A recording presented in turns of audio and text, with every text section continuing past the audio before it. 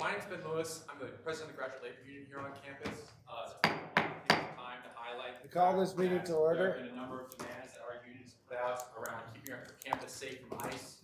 There's been a lot of encouraging news that's come out over the last couple of days, but we're still don't necessarily believe. I call this meeting to order. Please. We urge you guys to take immediate action on this stuff, right? We have asked for statements from the University of Minnesota explicitly. Okay, we're going to go through these. Yes. Coming on campus, explicitly preventing ICE from staging and using campus for immigration enforcement operations, right?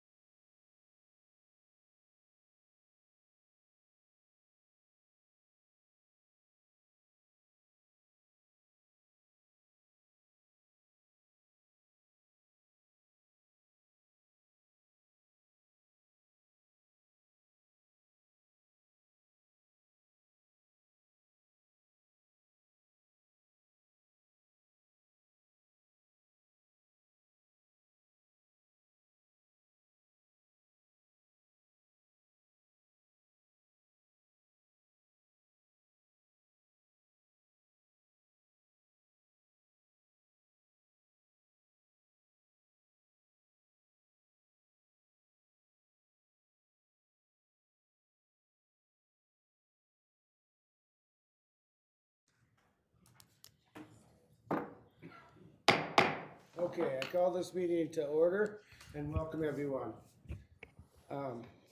Thank you for joining us in the boardroom and by way of live stream today. Before we take up our agenda, I want to pause for a moment to acknowledge the current situation facing our state, its impact on our students, faculty, and staff, and our shared concern for one another during these difficult times. Students for a Democratic Society supports the GLU and their demands and presents you with our own set of demands.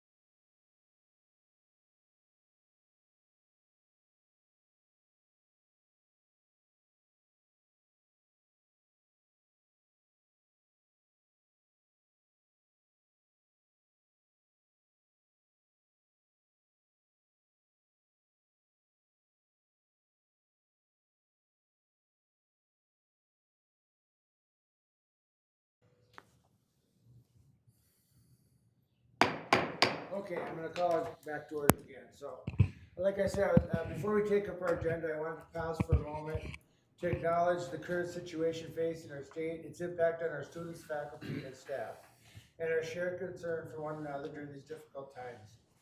At our special meeting on January 30th, Regent Bergstrom shared some of his personal views and has requested an opportunity to provide briefly some additional context on those views today, and I've granted that request. Regent Bergstrom? Thank you, Chair Hipsch. Indeed, appreciate the opportunity to speak further to this matter, as it obviously is on the minds of quite a few people, if not everybody, including the students who gave us their time today. Yesterday brought some welcome headlines. I want to believe they will come true. I am at heart a glass half full person. Assuming that those headlines do come true, I want to call on this board to note that we will have work to do. The end of Operation Metro Surge does not end the impacts on our university, our students, our staff, our faculty.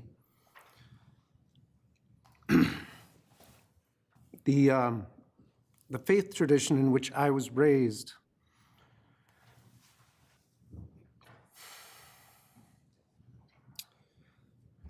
has a passage that is quite well known due to pop culture, namely a song by the Byrds.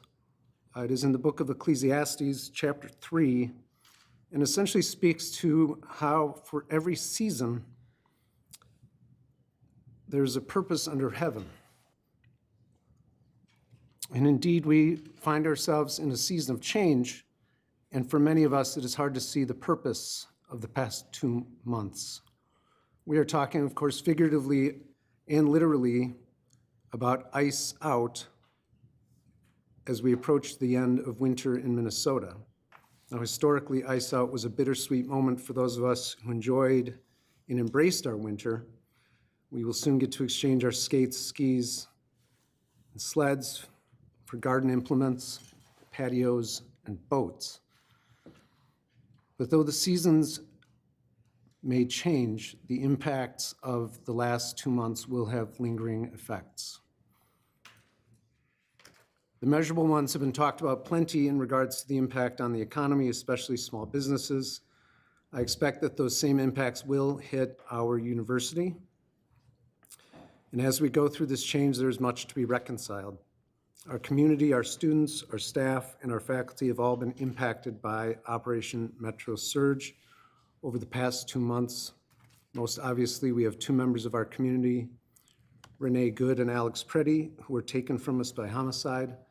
And though we have no evidence of federal actions taking place on any of our campuses, the mere perception of such and all the other activities in this community have led to immeasurable members of our community having suffered assault, trauma, secondary trauma, or in the case of this region, elevated stress levels for 2 straight months. We as a board cannot assume the end of Metro Surge means that we need not pay attention to its impacts going forward. There is much grieving and healing to do, and indeed, I would say it behooves us, in fact, it requires us to continue to keep our eye on this ball as a board and to support the administration in doing the same. We will have students, staff, and faculty continue to hurt, and we must keep their healing, health, and well-being top of mind, and that is true of our entire community. So I commend that to the board, and will continue to bring this discussion to us. Thank you, Chair Hipsch. Thank you for your great comments, Regent Bergstrom. Okay, now President Cunningham would like to share a few comments about the university's efforts to support our community during this difficult time. Thank you, Chair Hipsch and members of the board. Minnesota is indeed hurting. Our state, especially the Twin Cities, are bearing the weight of so much heartache. Federal agents have been present in our neighborhoods and in our communities across the state. Students, faculty, and staff continue to tell me that they are afraid and feeling hurt. To all those who have shared your concerns and requests with me, I hear you. We are listening carefully and we are taking action. We're focused on 4 key areas. First, across the University of Minnesota, we've been inviting people to come together around our shared values of inclusion, community, belonging, safety, and support for one another. Examples of this include the Healing Circles hosted in Duluth, the University Bakken Center programming, including the free microsite You Do Matter Minnesota, Living Through Crisis, and free events focused on rights, resources, resilience, like community dialogues and Know Your Rights sessions. We're grateful to the Office of Student Affairs, International Student and Scholar Services, and the Office of Equity and Diversity for all they're doing to make these offerings possible and to support our community. Second, we're advancing security measures to further prioritize safety and well-being for the entire university community. This work includes securing our buildings and providing guidance on how to respond if approached by a federal agent on campus. We're also offering legal representation at no cost to all students on all of our campuses through Student Legal Service.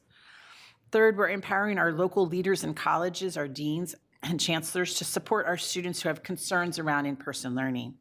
We're continuing to monitor the impact of federal immigration enforcement, adapting to support the needs of all of our students. Schools will be meeting in the next week with any student who has ongoing concerns about attending class to offer individualized support. As part of our effort to meet the needs of all students, we are also providing no-cost prescription home delivery to our international students. Thank you to Boynton Health and International Student Scholar Services for your partnership there. We've offered airport pickups at the beginning of the semester and continue to make the Gopher rideshare available. This is an app accessible to everyone with a University of Minnesota internet account. Fourth, we're communicating what we know when we know it.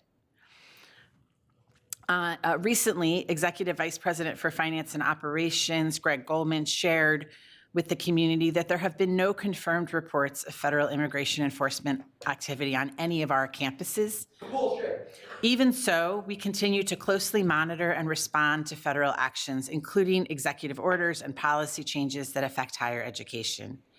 As we do so, we are updating our rapid response website in real time, ensuring our community has accurate information, accessible resources, and practical support. This includes a daily update sharing if there have been any confirmed reports of federal immigration enforcement on any activity. We know there have been a lot of rumors, and we're working every day to update those.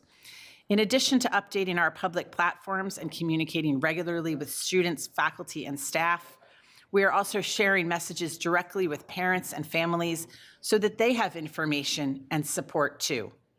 While we realize this university can't solve all the problems of our community needs to solve, we have an important role to play, as Regent Bergstrom, thank you for your note, mentioned. We'll continue to do that to the best of our ability, including working on the healing that will most certainly be needed in coming weeks. What we can do right now is to come together as a community and continue to support each other as we move forward. Thank you, Chair Hipsch. Thank you, President Cunningham. Now let's turn to our meeting agenda. We begin with the recognition of outgoing Vice President for Clinical Affairs and Dean of the Medical School, Dr. Jacob Toller. Although he is unable to join us today, I'd like to take a moment to note how instrumental Dr. Toller's leadership has been during his tenure at the university. Specifically, the Center Care partnership and the launch of the St. Cloud campus of the medical school stand out as an achievement that will serve the state well for generations to come. Throughout his work as Dean of the Medical School, he consistently demonstrated that the University of Minnesota Medical School plays an impactful role in the health of all Minnesotans, especially in rural areas like the one that I proudly call home.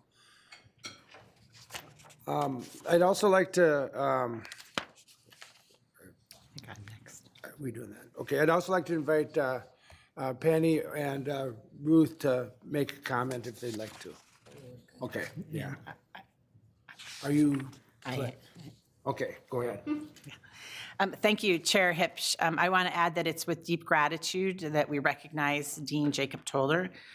For nearly 9 years, Dr. Toller served as the Dean of the Medical School and Vice President of Clinical Affairs. He provided invaluable leadership as the entire university navigated through COVID-19 pandemic. Dean Toller led the medical school to number 24 overall in the Blue Ridge rankings and number 10 among the nation's public medical schools. I want to thank sincerely Dean Toller for his commitment to the University of Minnesota and the University of Medical School, and we wish him continued success in his new role at the Baylor College of Medicine. Thank you. Okay, the next item on today's agenda is the formal introductions of 3 new senior leaders. President Cunningham, would you please join me at the podium?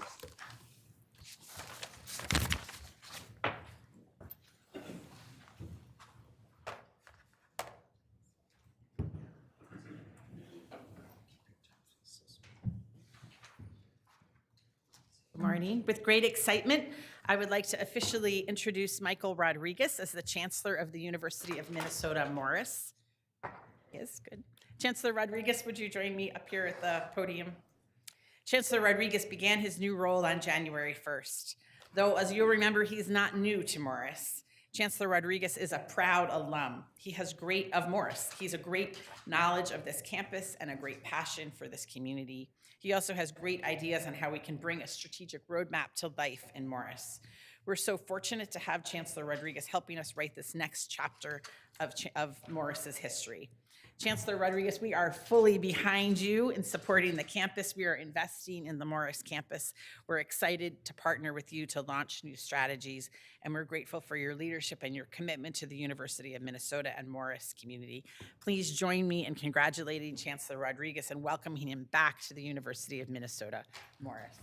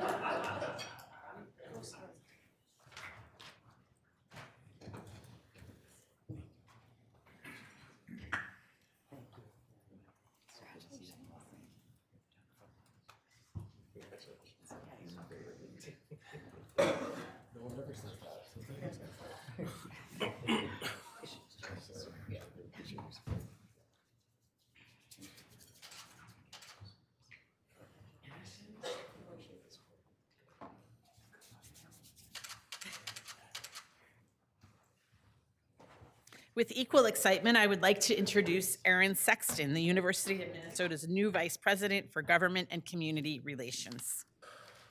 Aaron, you'll join me at the podium. Aaron joined the University of Minnesota on January 5th. By the end of her first week, she was already advancing the university's mission and priorities with elected officials, policymakers, and community and campus partners as we traveled to Duluth together. As Vice President for Government and Community Relations, Erin is the university's chief legislative strategist and the lead advocate at the local, state, and federal levels. She brings more than 25 years' experience in government relations, public affairs, and community engagement to this vital work. Previously, she held several senior leadership roles at Mayo Clinic and has demonstrated strengths in engaging stakeholders across Minnesota, a priority for the university. Erin, I am so thrilled to have you join as a member of the cabinet and the university. Please join me in congratulating Erin and welcoming her to the university.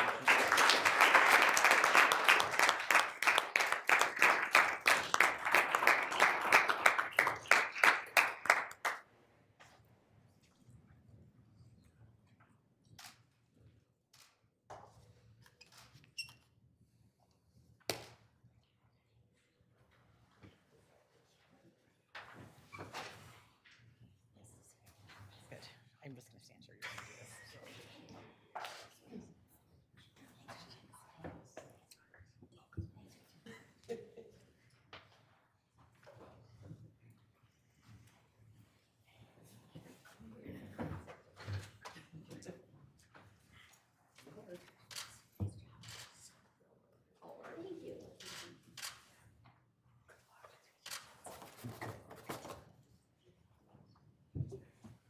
And now I have the distinct honor to introduce to the board our new Assistant Vice President and Chief of Police, Dr. Michael Davis. Michael, would you please join me up here at the podium? Chief Davis officially joined us on January 12th.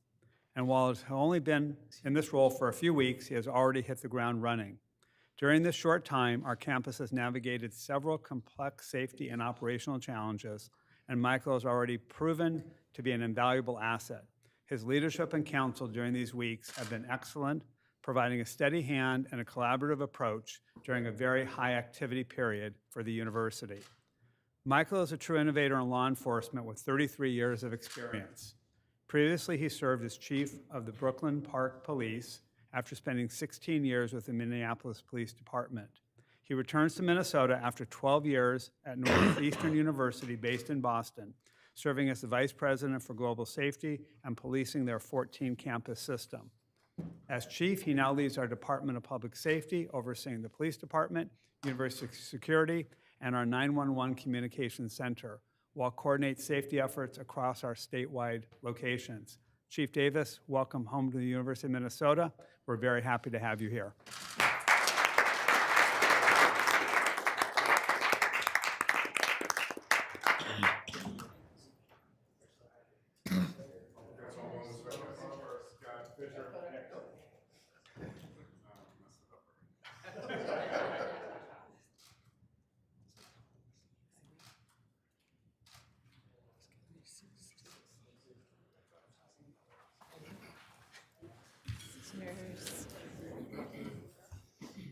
I didn't see you in person. Really good to have you here. Thank you, Jane.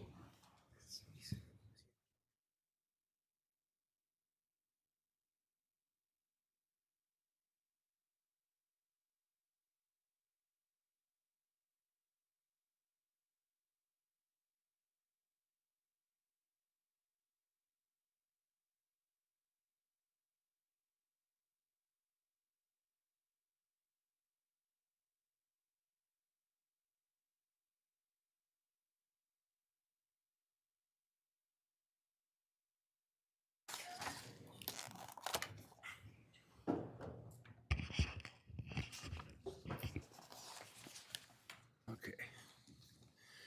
Our third item is approval of the minutes and the consent report. The draft minutes are included in your docket, and the consent report includes gifts and the report of the naming committee. Is there anyone who would like to ask a question, make a comment, or separate an item out to be voted on separately? Before I invite a motion to approve the minutes and the consent report. Okay, is there a motion to approve the minutes and the consent report? Is there a second? Second. Okay. Is there any discussion? Hearing none, you appear ready to vote. All those in favor, please say aye. Aye. Opposed, same sign. Okay, motion passes. Okay. Our fourth item is our report of the president. Next, we'll hear from President Cunningham. Thank you, Chair Hipsch and members of the board. As I shared at the top of the meeting, we are listening carefully to our community and taking action. University-wide, we're focusing our efforts in these 4 areas. Number one, inviting people to come together around our shared values. Number 2, advancing security measures to further prioritize safety and well-being for the whole community. Number 3, empowering local leaders and colleges to support our students who have concerns around in-person learning. And number 4, communicating what we know and when we know it with transparency. For 175 years now, the University of Minnesota has served our state through teaching and learning, research and scholarship, outreach and public service. As your president, I'm committed to doing all I can to create an environment that supports safety and well-being of our students, faculty, staff, alumni, and visitors so we can continue to live out that mission and positively impact Minnesota, the nation, and the world. This is part of what I heard at the Dr. Martin Luther King Jr. holiday breakfast that I attended. All of us can make a career out of humanity. It was a wonderful event. I see this both as our opportunity and our responsibility. In addition to connecting with our community at the Dr. King breakfast, I had the opportunity to listen and learn from faculty and staff during a recent visit to the University of Minnesota Duluth, where we had a wonderful town hall. Just last month, I connected with faculty and staff on campus, visited the Fond du Lac Band Human Services Medical Clinic, and toured the Hibbing Community College Dental Clinic, where the university helps care for underserved families and expands access to high-quality care. I also spent time better understanding the vital work we do at NNRI, the Natural Resources Research Institute, and building relationships with state legislators in Zimmerman, Grand Rapids, Hermantown, and Duluth in their districts. It was a wonderful way to kick off the new year. Since then, I have traveled to Naples, Florida, where I spent time with donors and alumni and friends of the university, Washington, D.C., where I participated in events with the Association of American Universities, and also met with members of our congressional delegation, including Senator Amy Klobuchar, Representatives Brad Finstadt, Betsy McCollum, and Kelly Morrison.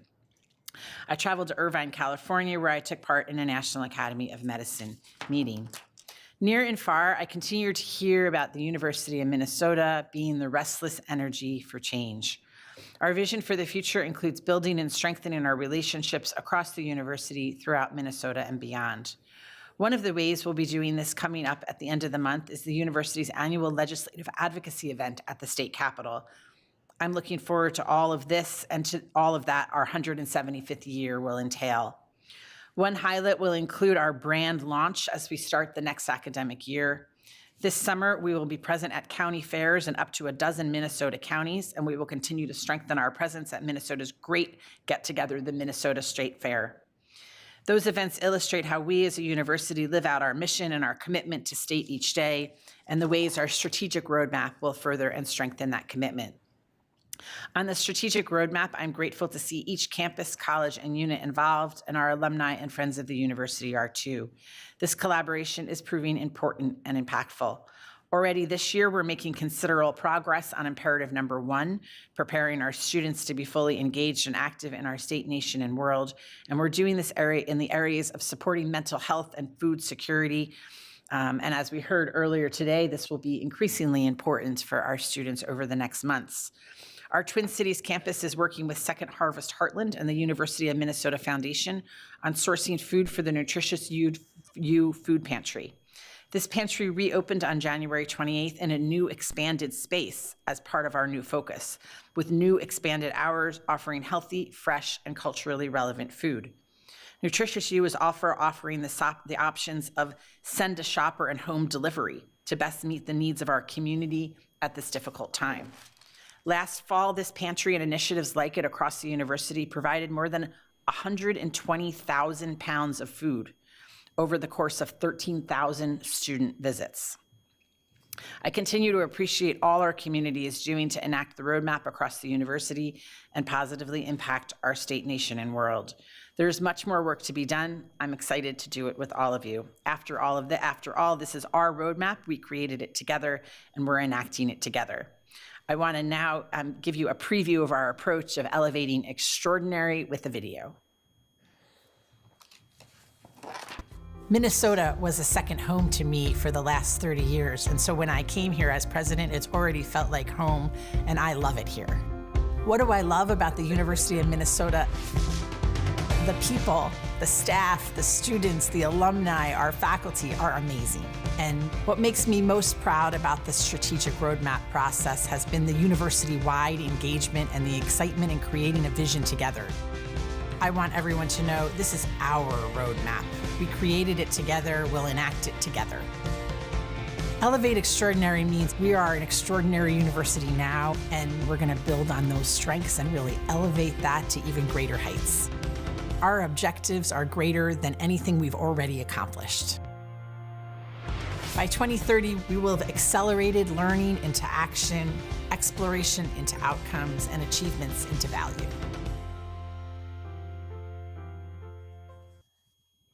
Thank you, Chair Hipsch. Thank you for your report. Turning to my report, one of our top priorities for this academic year is the approval and initiation of the implementation of a new university strategic plan. We approved Elevate Extraordinary 2030 in the fall. The plan is already beginning to form and drive our agendas and the work of the university in meaningful ways. This month, 7 of our agenda items are tied to the plan. These topics show how the plan is taking shape and provide us an opportunity to help outline how we achieve the plan's strategic imperatives. I look forward to seeing how the plan will continue to advance and create a bright future for the university. As we look to the 2026 Minnesota legislative session, which begins next Tuesday, February 17th, I want to underscore the need for our state to invest in the university. We need their help to fund essential asset preservation, revitalize the St. Paul campus, and offer critical care and training through our dental clinic. I'm looking forward to hearing from our new Vice President for Government and Community Relations, Aaron Sexton, later in this meeting about how we can work to advocate for and advance these important items for our state leaders. Finally, if you have not already marked your calendar, the university's Day at the Capitol will be held later this month on Tuesday, February 24th, one day before the University of Minnesota's 175th birthday. We hope to see you there. That concludes my report. Next, we will turn to the next agenda item. Item number 6 is the receive and file reports, which includes the virtual forum comments included in the docket. Please note that those comments are in your dockets. Okay, our next item is to act on the university performance and accountability report. And before we move to vote, President Cunningham and Provost Ritter, would you like, please share an overview of any pertinent changes since this last came before the board in December? Thank you, Chair Hipsch and members of the board. As we discussed late last year, the University of Minnesota is committed to meeting the needs of our students in our state while living up to our mission. We take this commitment seriously and have a meaningful set of metrics to measure performance. I'm grateful to Provost Ritter for leading this work and will recommend approval. I'll invite her to share more at this time. Thank you, President Cunningham, Chair Hipsch, and members of the board. We seek your approval of the University Performance and Accountability Report, which we presented and reviewed with you in draft form at your December meeting. As a reminder, this is an annual report required by the university's charter, where the university informs the legislature on a number of items, including the number of professors and students, the amount of expenditures, and such other information as they may deem proper. Since the December meeting, final metrics have been gathered and verified for all 3 sections of the report. I briefly want to highlight the most substantial changes. First, we have included peer institution graduation rate comparisons for each campus.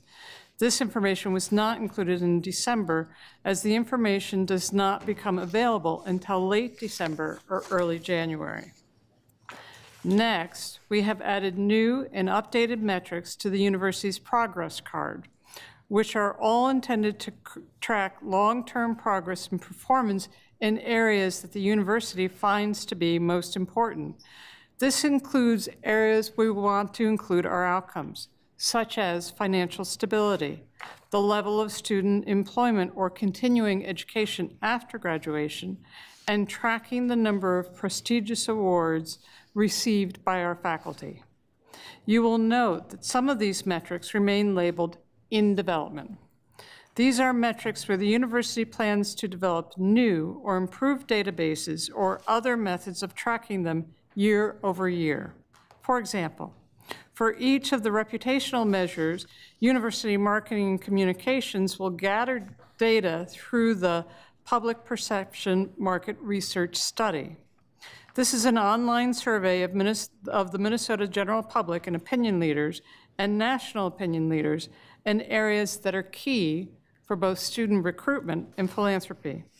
The data will be gathered through 2 survey waves, one in the summer of 2026, prior to the brand campaign launch to get a baseline, and one in the fall of 2026, a few weeks after the campaign has launched, to gauge how the new brand has influenced our reputational measures.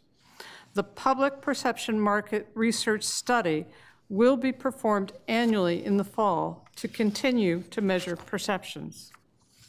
I want to repeat my thanks and acknowledge to the multiple units, and there have been many, that work together to produce this document, especially colleagues in University Relations, the Office of Institutional Analysis, as well as the President's and Provost's Office.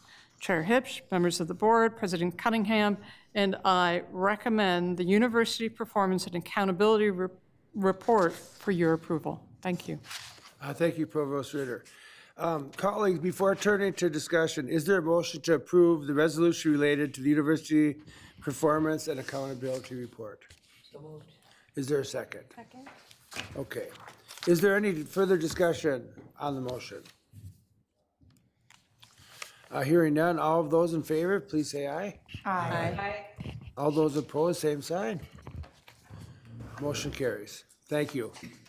Okay, our next item is to act on the metrics that we'll use to measure our progress toward achieving the Elevate Extraordinary 2030 University Strategic Plan. We need an acronym for that. President Cunningham and Vice President for Strategic Initiatives, Ryan Schmiesing, will outline any changes since the metrics we reviewed at our December meeting. President Cunningham, would you like to Thank you, Chair Hipsch and members of the board. we'll maybe work on the acronym. Since our last meeting, we've continued to advance our strategic roadmap, Elevate Extraordinary 2030, while working to establish measurements of success for our schools, colleges, and campuses. This report highlights the final set of success measures for Elevate Extraordinary 2030, establishing an outcome-focused framework for tracking progress across the university over time. These measures provide a common structure for consistent reporting, supporting informed oversight by university leadership and the board for enabling clear decision-making. The emphasis is on what will be meaningfully different across the university as the roadmap is implemented. This reflects both enduring priorities and the integration of newer initiatives, such as the university enrollment strategy, online hub, AI hub, the Office of Career and Workforce Development, that are all part of our development of our ongoing plan. I'm grateful to our Vice President for Strategic Initiatives, Ryan Schmiesing, for leading this work, for which I recommend approval. I invite him to share more at this time. Thank you, President Cunningham, Chair Hipsch, members of the board. Today I want to provide an overview of our work on the development of success measures that we will focus on as we continue work implementing the strategic roadmap. Over the past several months, our 20 action teams have been formed in our meeting to develop plans to operationalize the key early actions identified in the roadmap. At the same time, our campuses, colleges, and units are working to develop plans that ultimately ladder up to the 20 focus areas. Today, I'm sharing an update on the success measures developed for each of the focus areas. We previewed these at the December meeting and have since refined the list. Since the December meeting, we have clarified the focus of each measure and identified the specific change in knowledge, behavior, structure, or operations. We've ensured that the measures we are seeking your approval focus on outcomes. Notable additions include measures related to AI and career and workforce development, and we removed measures that are captured in other university-wide reporting that you heard previously. For the remainder of the presentation, I want to highlight some notable measures and where we have clarified or made additions.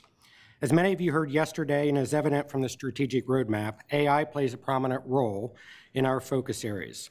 Across the focus areas that feature AI, we have clarified that faculty, staff, and students will have increased knowledge of and competency using generative AI, including the social and ethical considerations.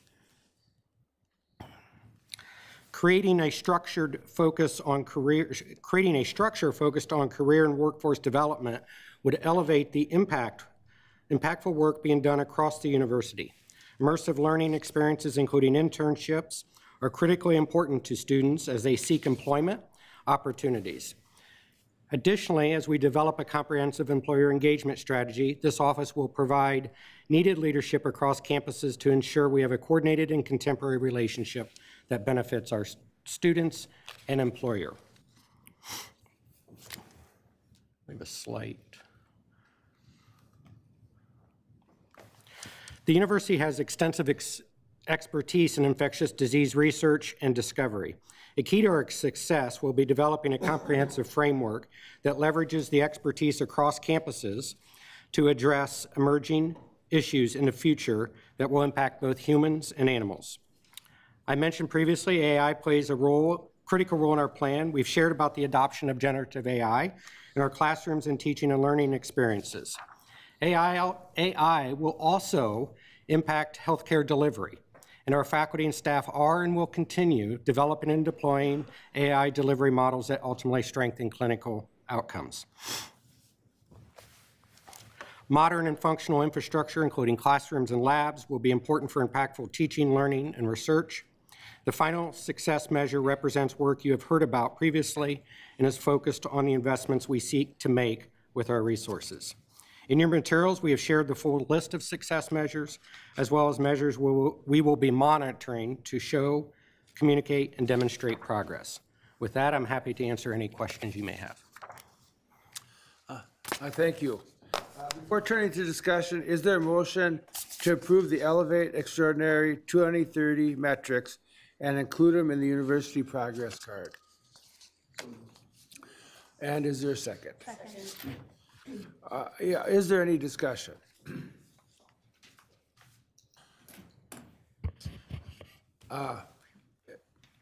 Regent Lugar? Thank you.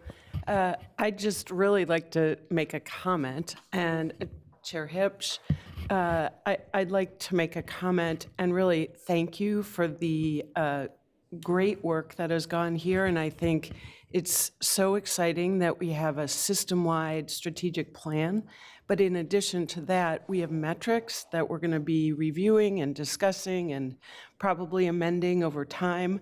But I think we all know that what you set out on paper or on your iPad, what you set out to measure is what you focus on, and I really believe this is going to move our university forward, so thank you so much.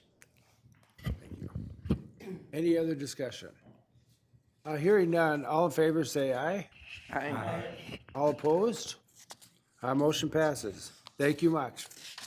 Okay, next item is an overview of government relations.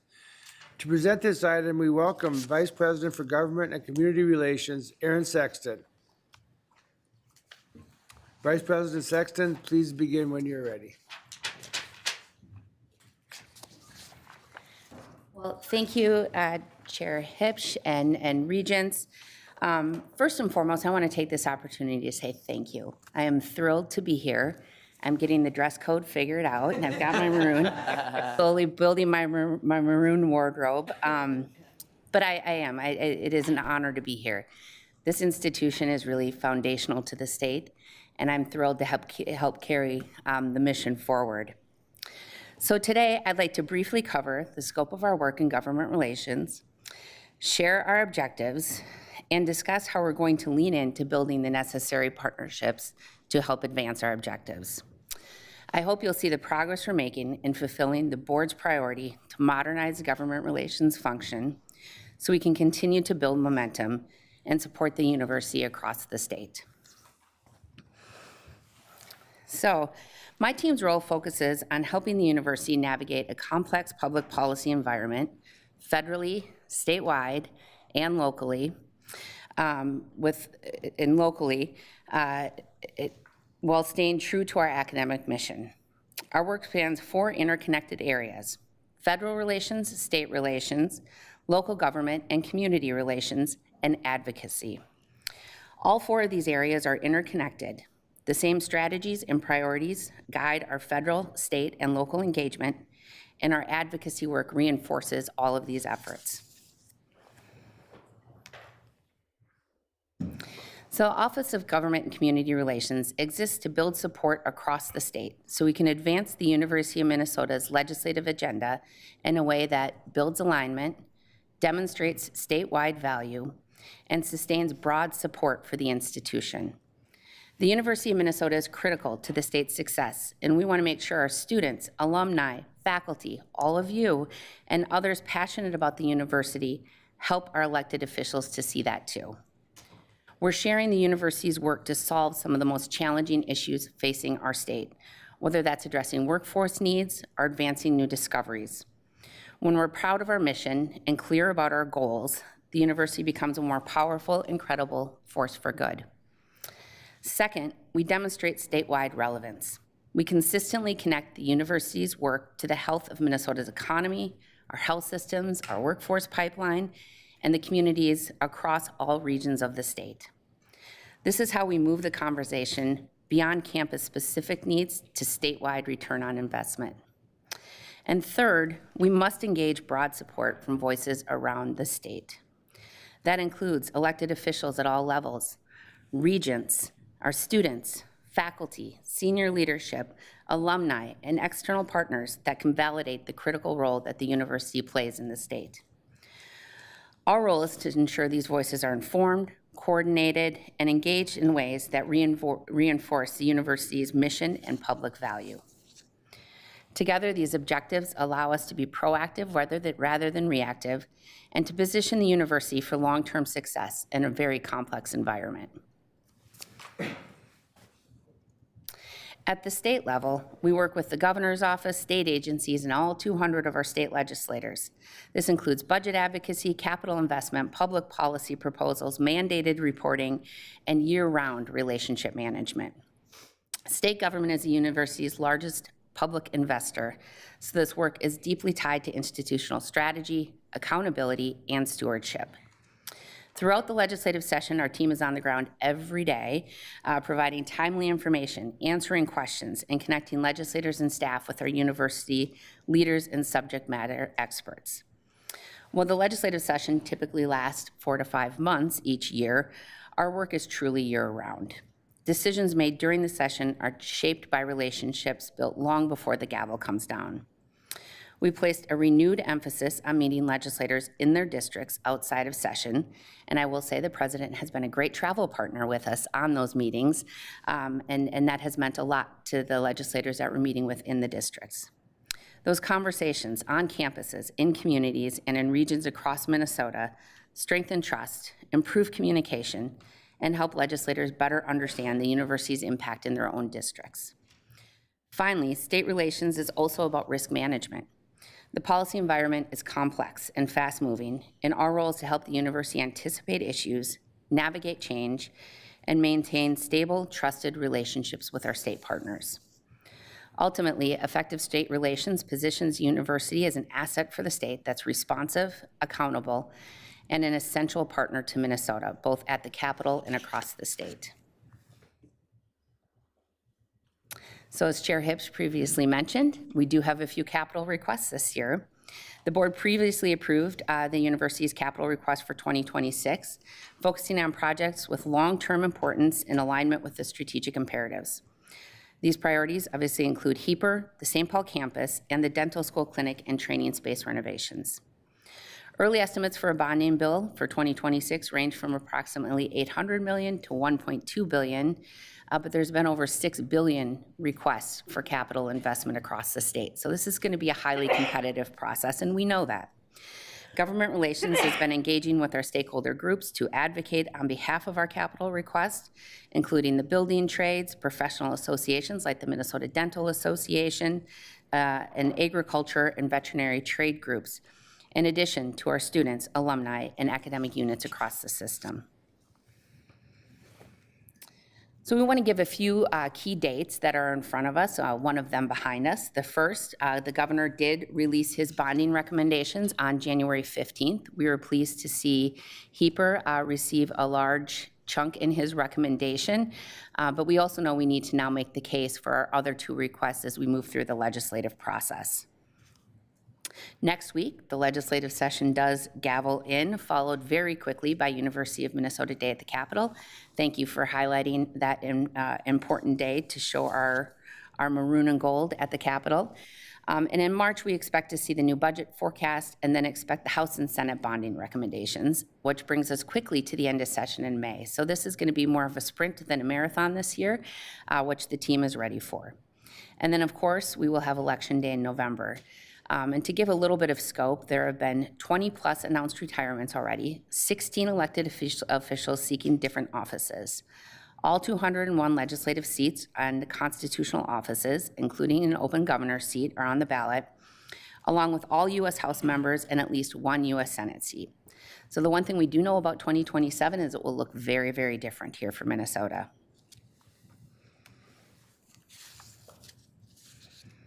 On the federal relations front, our focus is really on protecting and advancing the university's research enterprise and academic mission. That means we're engaging with Congress, federal agencies, and association partners on issues like research funding, financial aid, regulatory policy, and infrastructure. Our goal federally is long-term, positioning the university as a trusted national partner in science, health, and workforce development. And to achieve that, we do know we need to continue to invest in a strong presence in DC, and we plan to do that. We've continued to lead with a positive vision for the university that highlights our strengths and opportunities. Despite a turbulent year for all of higher education in 2025, we've been successful in demonstrating to federal partners the value and contribution that we bring to the state.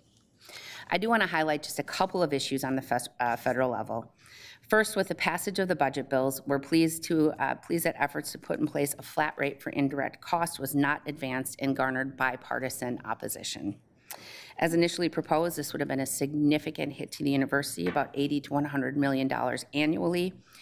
We've worked with our colleagues to propose a new model that is much more workable while achieving the goals of more accountability and transparency.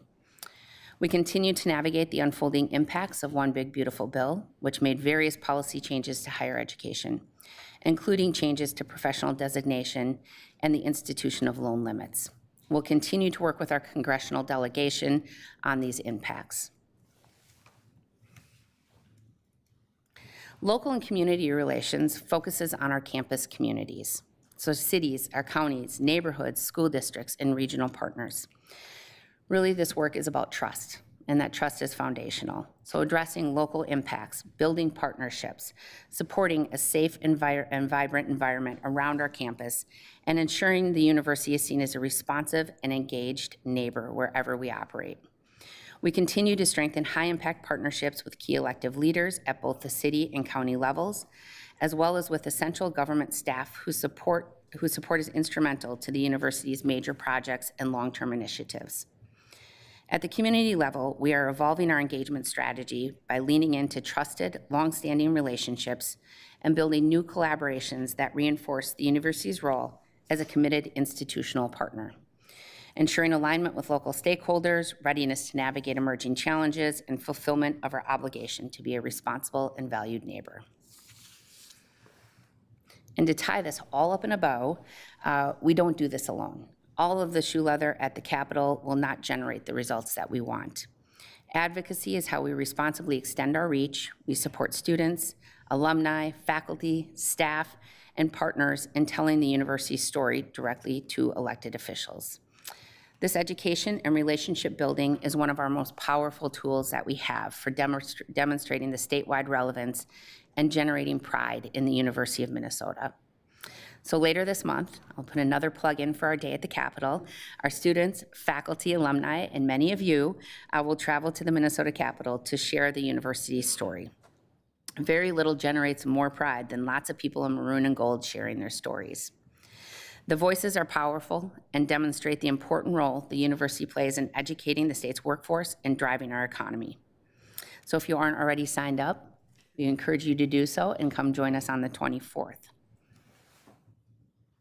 So with that, I do want to acknowledge the government and community relations team that do this wonderful work. I'm thrilled to be part of that team and look forward to continuing to work with all of you as we advance this work. So I'm happy to stand for questions. Thank you very much. So if you haven't heard, the day at the Capitol is on February 20th. More time. And you should all show up. So I appreciate everything you're doing, and I just want to double emphasize the local part of government. There's counties and cities that we have a lot of partnerships with, counties on 4-H and extension, and we have our outreach stations are all over the place, and we're really in 87 counties, and those are really run by county commissioners and city councils, and that's where we can really step up the game, I think, and really get the university out there. So appreciate that.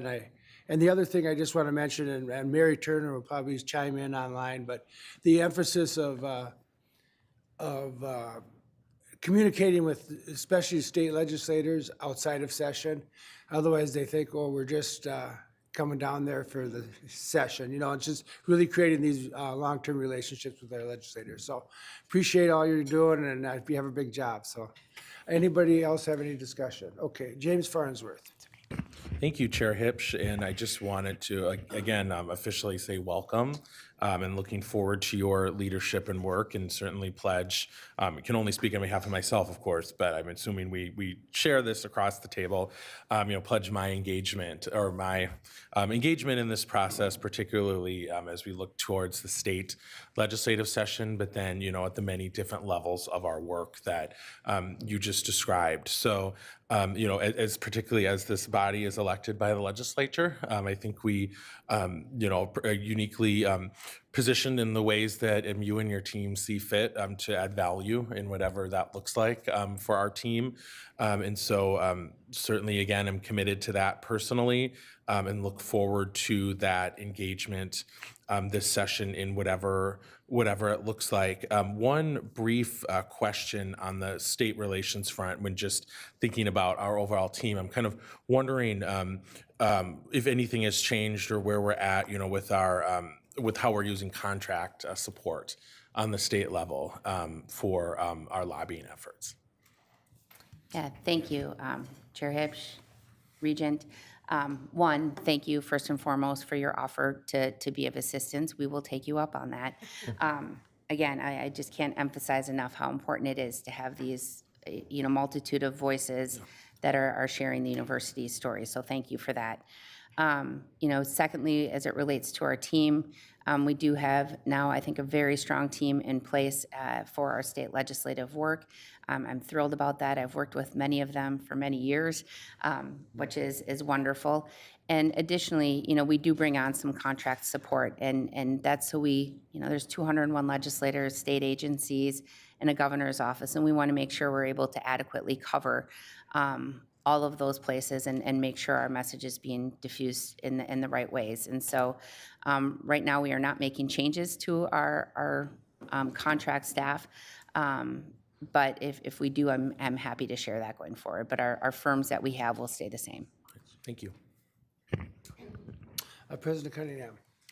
Yeah, well, first I just wanted to say welcome, Erin, and thank you for presenting to the board on your first time at the board. So really appreciative of just jumping right in there and all the work you're doing right at the start of session here. So I'm really excited not only for the session, but also for the work that I see, work and planning that I see happening over the summer in coordination with, how we're engaging with communities and how we're engaging with external relations broadly, and really see, already your difference in thinking about that with the rest of our team from the county fairs onward. So thank you. Thank you. Regent Mohammed. I think. Did you No, go ahead. have your hand up? Okay. Thank you, Chair. Well, welcome, Erin, and we're really excited to be working with you. And similar to Regent Farnsworth, I will take up the option in supporting you at the Capitol. On slide 8, I think there's an element around campus safety walks, Dinkytown barricades, banners and lighting, and student-driven Carlson Impact Lab projects. So if you can just tell us a little bit more about how we're thinking about the strategy around the campus safety walks. How are we telling the broader story about Dinkytown as really a vibrant business ecosystem and really a robust corridor that has a huge impact not only on the city of Minneapolis, but also around the surrounding cities, but also what are we thinking about barricades? What does that look like? Yeah, well, thank you for that. And I may phone a friend on some of this. We have Tina here who does our community relations work. A couple things I would say is the safety walks, really one of the things we know what the data tells us that Dinkytown is, really a safe place. But we do want to make sure, perception is reality. And so how are we making sure we're bringing that confidence, that comfort, and really that we are part of that Dinkytown community. It is not ours, but we do have many of our students who live there and work there and spend a lot of time in Dinkytown. So we do want to make sure that we're leaning in and supporting those efforts. Tina, if you won't mind, would you like to address the Dinkytown question, if that's okay, Chair Hipsch? And we'll be having more updates, if I Yes, may, absolutely. also on this topic, and so no need for a lot at this moment. Yeah. Thank you. Good morning, everyone.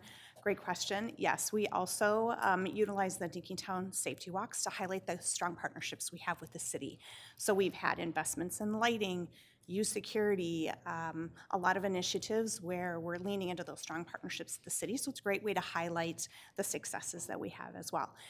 The Carlson School Impact Lab is a great resource for kind of advancing some of the things we're working on. The students are great partners, so we've had them work on reimagining Dinkytown.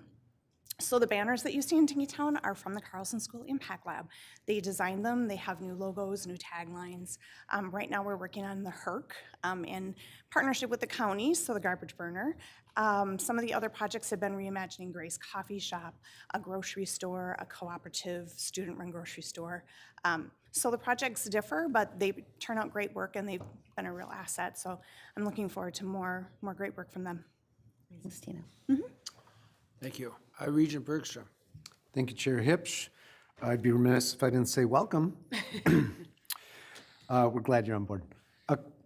I echo the other regents. I think I definitely will be there on the day at the Capitol, and I think the other regents would agree it doesn't have to stop at the day on the Capitol. So year-round, I know that we're invited on some of the road trips and such, but I trust your expertise. If there are ways we can be useful, please don't hesitate to reach out. And if there are ways we're not useful, please don't hesitate to tell us. Thank you. Good comments. Is there any other discussion? Not, thanks, and welcome again. So thank you for your presentation. Thank you, Chair Hipsch and Regents, for the time. Okay. Okay, that brings us to our report of committees. Let us begin with the report of the Litigation Review Committee. Regent Hines, would you please share your report? Thank you, Chair Hipsch. This is riveting stuff. The Litigation Review Committee met on February 12, 2026. At this meeting, the committee adopted a resolution that authorized the closing of the meeting to discuss matters subject to the attorney-client privilege. Thank you, Chair Hipsch. That concludes my report. Excellent report. Thank you, sir. For the report of the Academic Health Committee, Regent Ruth Johnson, your report, please. Thank you, Chair Hipsch. The Academic Health Committee did not consider any action items this month. In addition to the 2025-6 committee work plan, Rochester Campus Chancellor Lori Carroll provided an update on the connection to Destination Medical Center and the vision for an expansion of our Rochester campus to meet enrollment growth and healthcare workforce needs across the state of Minnesota. The committee expressed enthusiasm for the rapid enrollment growth and looks forward to hearing future updates on the strategic investment needed to bring the vision for our Rochester campus alive.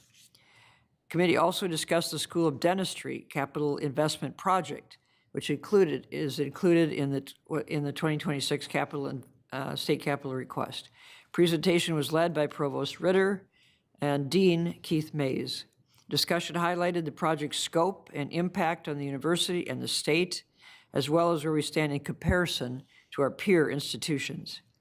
I would encourage you to watch the presentation as we all prepare to advocate for this critical capital project with the Minnesota legislature starting next week.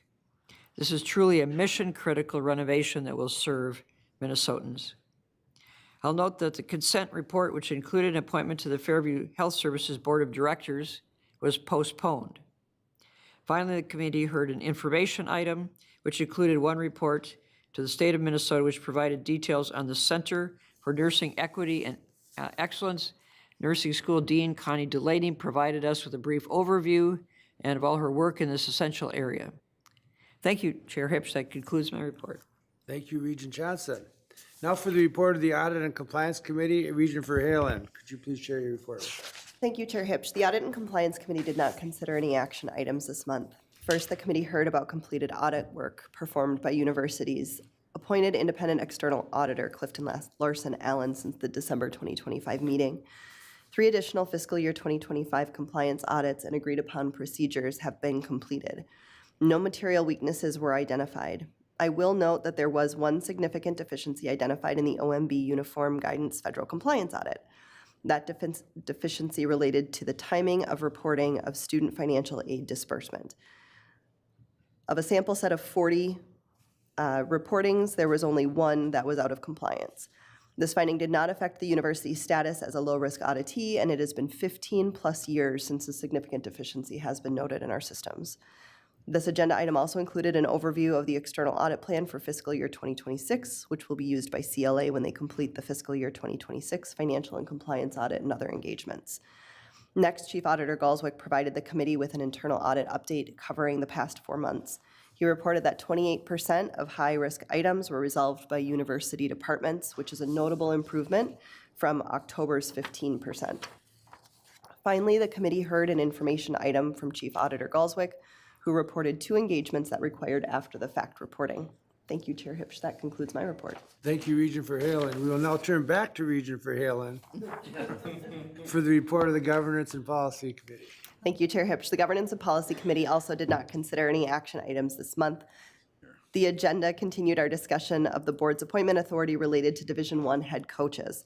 Based on feedback from Regents at the December meeting, options were presented for setting parameters that would determine if a head coach employment agreement could be approved by the president or would trigger board approval.